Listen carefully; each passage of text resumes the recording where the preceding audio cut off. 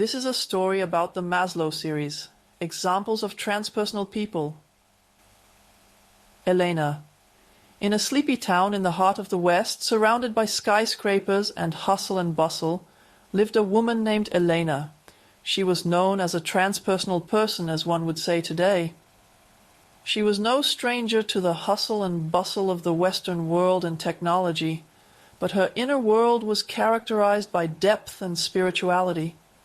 Many people were surprised by this after meeting Elena.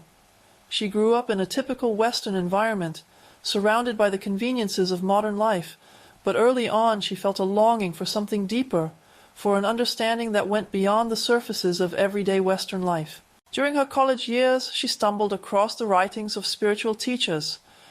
They told of transcendental experiences, mystical abilities, self-transcendence. So Elena's journey began in the quiet corners of libraries. She read books on meditation, Eastern philosophy, and ancient mystical traditions. Over time, Elena's interest developed into a deeper devotion to spiritual knowledge. She began to incorporate meditation into her daily life and practiced what one would call mindfulness. One day she decided to go even deeper.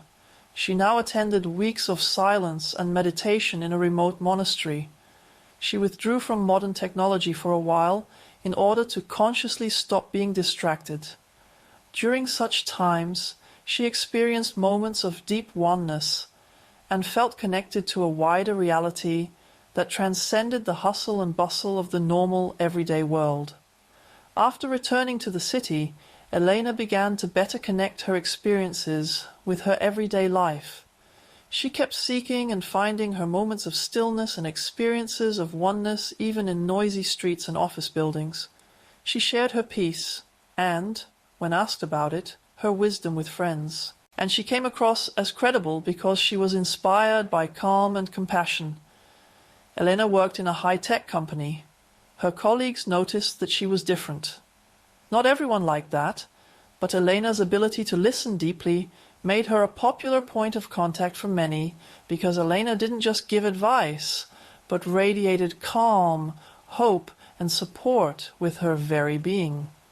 She continued to live in the modern world on the outside, but her values were characterized by a greater wisdom.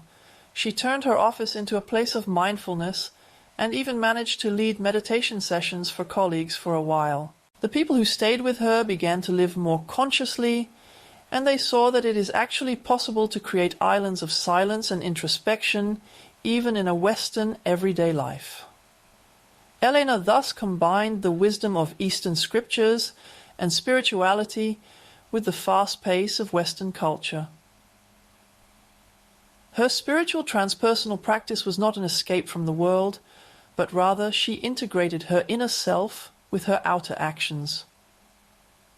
Elena thus shows that a life that transcends what is called personality in the West can be combined quite well with modern everyday life.